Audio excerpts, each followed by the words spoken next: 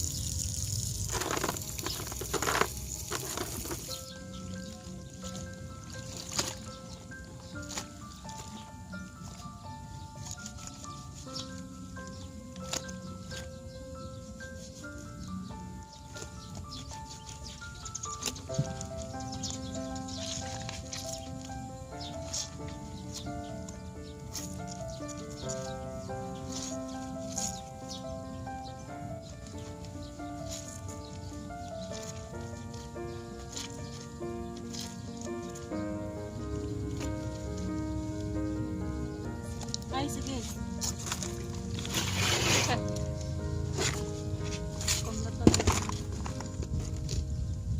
Tagat mo ka ba ate? Abot?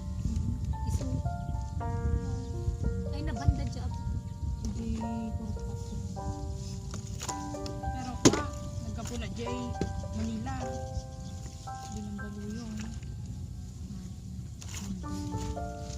Anya, taga-abot mo na ako. Anya nga family. Sabi? Si kayo nga eh. Witaw. Ha? Witaw. Hindi nga banda kayo. Samo parang magagtulog. Hindi ate dito. Tapos dahil. Wait, kakaabay na.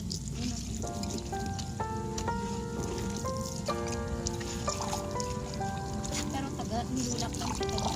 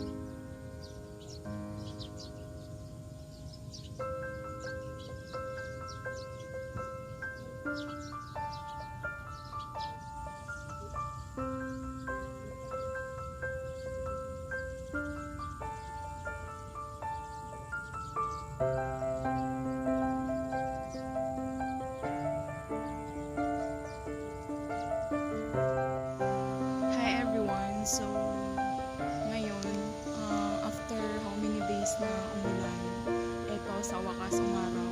So, kanina nakapagdala kami doon sa labas nakapagtulog kami. So, andito ngayon ako sa harap ng stage. Nakaupo. Kasi tinutuyo ko yung buhok ko. Kasi mamaya, tutulog na naman.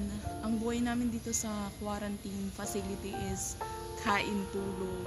So far, masasarap naman yung pagkain nila. So kahit pa paano nakaka-survive pa naman kami. Ang quarantine facility kung saan kami nilagay is dito po sa may bagong auditorium ng Quezon. Municipality ng Quezon. So kahit pa paano, ito yung papakita ko sa inyo. Yung facility. Ayan.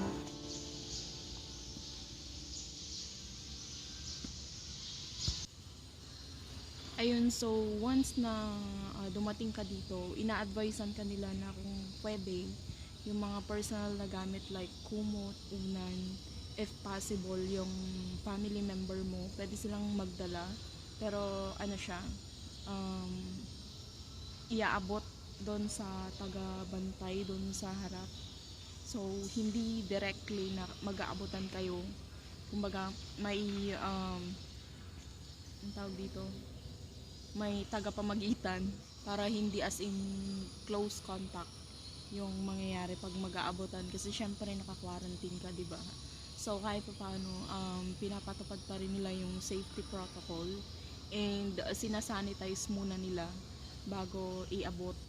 Ayan po, meet Nanay Flor. Si Nanay Flor ay galing po sa Quezon City. Di ba, Nanay? Opo. So, kasama niya po yung anak niya tsaka yung apo niya nung na-quarantine sila dito. So, parang December 14 ba kayo, Nay? December 14 na rin kami. December 14 daw po nandito sila, Nanay. So, ahead lang po sila ng parang 3 days. Kasi 17 po kami dumating. Swab test kayo nun, no? Swab test. Kahit, nag-swab test ba kayo dun sa pinanggalingan nyo, no? Hindi? Ano yun? Parang kumuha kayo ng med-cert sa ano? Parehas lang kami ni Nanay na kumuha ng med-cert sa barangay. And then, pagdating namin, swab test sa kanila. Tapos ako, rapid test. Mas mahirap yung sa inyo, Nay? Oo. No? Masakit daw po dito. Sinusungkit dito sa may ilong. Sa ilong. Sa ilong. Kaya ayun, kawawa naman po sila. Ganun po kasi pagdating mo dito, either i-rapid test or swab test. Tapos kapag nag-negative ka, dinadala ka dito sa may auditorium. Yung iba po yata nakahiwalay sa Quezon National High School, yung mga OFW. Opo, yung mga galing sa abroad, yung mga OFW. Meron din po dyan sa may side, kagaya ng tito ko na galing sa Spain, dyan po sila na na-assign na ma-quarantine. Ito one night talikod. Kasi yung tito ko galing sa Spain, tas dumaan ng Manila. Pagdating dito, quarantine din po sila. Nakalabas na sila nun kahapon.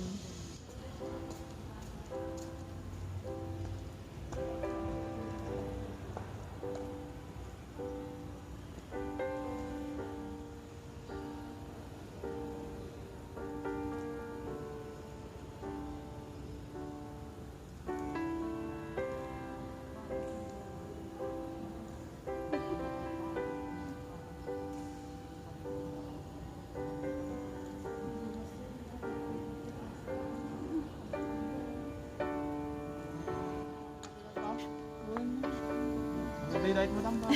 Silos na. Thank you. Christmas kami nun. Free food sila.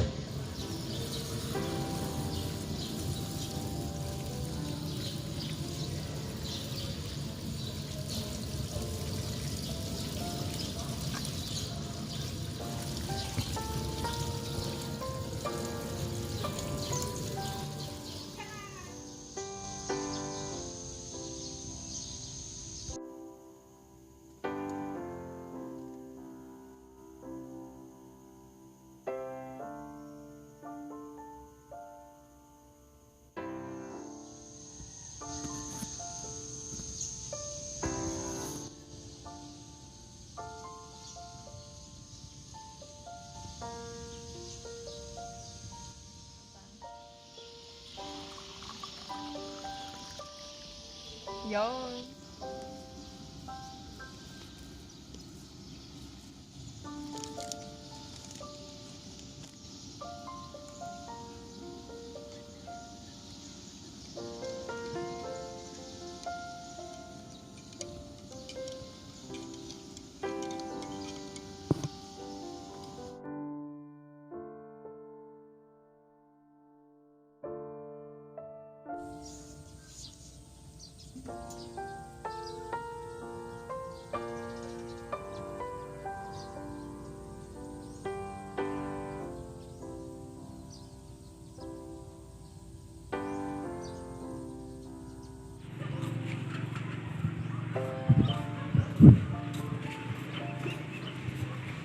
Amo kayong tado nga dalam?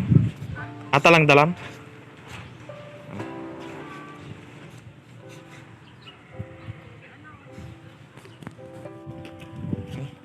Jilatan kayo siya tumangin kabilan. Kalatan. Welcome to the outside world.